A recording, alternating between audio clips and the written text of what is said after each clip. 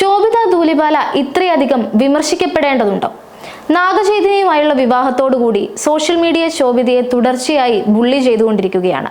ദുൽഖറിന്റെ കുറുപ്പെന്ന ചിത്രത്തിലൂടെയാണ് ശോഭിതയെ മലയാളികൾക്ക് പരിചയം. അന്നൊരു അഭിമുഖത്തിൽ ദുൽഖറാണോ നിവിൻ പോളിയാണോ കെയറിംഗ് സഹനടൻ എന്ന ചോദ്യത്തിന് ശോഭിത നൽകിയ ബോൾഡായ ഉത്തരം സോഷ്യൽ മീഡിയയിൽ വൈറലായിരുന്നു. ഒപ്പം അഭിനയിക്കുന്ന ഒരു നടൻ തന്നെ എന്തിന് കെയർ ചെയ്യണം എന്ന രീതിയിൽ തനിക്ക് കെയർ ആവശ്യമില്ല എന്നതായിരുന്നു ശോഭിതയുടെ മറുപടി.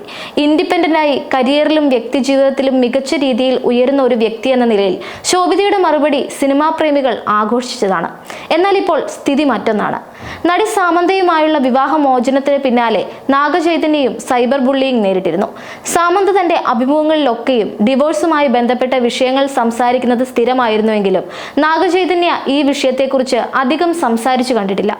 ഡിവോഴ്സോടുകൂടി സാമന്ത തകർന്ന അവസ്ഥയിലായി എന്നും പിന്നീട് മയോസൈറ്റിസ് എന്ന രോഗം വന്നതോടെ ആരോഗ്യനിലയും വഷളായി എന്നതുമൊക്കെ ആരാധകരെ ഏറെ വിഷമിപ്പിക്കുകയും സാമന്തയ്ക്ക് ഫാൻ ഫോളോവിംഗ് കൂടുകയും ഒക്കെ ചെയ്തു. പിന്നാലെ സാമന്ത തുടർച്ചയായി അഭിമുഖങ്ങളിൽ കരയുന്നതും വിഷമങ്ങൾ പങ്കുവെക്കുന്നതുമൊക്കെ PR സ്റ്റണ്ടാണ് എന്ന രീതിയിലുള്ള വിമർശനങ്ങൾ ഉയർന്നിരുന്നു. ഇത്തരം വിമർശനങ്ങളോടും സാമന്ത പ്രതികരിച്ചു. പിന്നാലെ നാഗചൈതന്യയുടെ രണ്ടാം വിവാഹത്തിന്റെ വാർത്തകൾ പുറത്തു വന്നു. ശോഭിതയാണ് വധു എന്ന വാർത്ത വന്നതോടെ വൻ സൈബർ ബുള്ളിയിങ് ആണ് സംഭവിച്ചത്. ഇപ്പോഴും അത് തുടരുകയാണ്. സത്യത്തിൽ ശോഭിത ഇത്രയും വിമർശിക്കപ്പെടേണ്ടതുണ്ടോ എന്ന ചോദ്യത്തിനൊപ്പം തന്നെ ഒരുമിച്ച് ജീവിക്കാൻ കഴിയാത്ത രണ്ടുപേർ തമ്മിൽ വേർപിരിയുന്നതിൽ എന്താണ് തെറ്റ് എന്നതുകൂടി വിമർശിക്കുന്നവർ വ്യക്തമാക്കേണ്ടതുണ്ട്. മാത്രമല്ല, നാഗചൈതന്യയും ശോഭിതയും വിവാഹം കഴിക്കുമ്പോൾ ശോഭിത മാത്രം എങ്ങനെ കുറ്റക്കാരിയാകുന്നു എന്നതും വിമർശിക്കുന്നവരോടുള്ള ചോദ്യമാണ്. ഇവരുടെ വിവാഹം ഹൈദരാബാദിലെ അന്നപൂർണ സ്റ്റുഡിയോയിൽ വെച്ചാണ് നടന്നത്. വിവാഹത്തിന്റെ വിശേഷങ്ങൾ ഓരോന്നായി പുറത്തു വരുന്നതിനിടെ സാമന്ത എവിടെയാണ്, എന്തു പറയുന്നു എന്നറിയാനുള്ള ആവേശത്തിലായിരുന്നു ആരാധകർ. വിവാഹത്തിന് മണിക്കൂറുകൾക്ക് മുമ്പ് സാമന്ത പങ്കുവച്ച ഇൻസ്റ്റഗ്രാം സ്റ്റോറി ആരാധകർ വൈറലാക്കുകയും ചെയ്തു. ബ്രസീലിയൻ ജിയു-ജിറ്റ്സു സ്പോർട്സ് പ്രാക്ടീസ് ചെയ്യുന്ന ഒരു ആൺകുട്ടിയുടെയും പെൺകുട്ടിയുടെയും വീഡിയോ പങ്കുവെച്ചുകൊണ്ടാണ് സാമന്തയുടെ ഇൻസ്റ്റാഗ്രാം സ്റ്റോറി വന്നത്. പെൺകുട്ടിയെ പോലെ പോരാടണം എന്ന ഹാഷ്ടാഗോടെ പങ്കുവച്ച ഈ വീഡിയോ സാമന്തയുടെ ധീരതയെ കാണിക്കുന്നു എന്നതായിരുന്നു ആരാധകരുടെ പക്ഷം. പിന്നാലെ നവദമ്പതികൾക്ക് നേരെ വ്യാപക സൈബർ അറ്റാക്കുകളും വന്നു.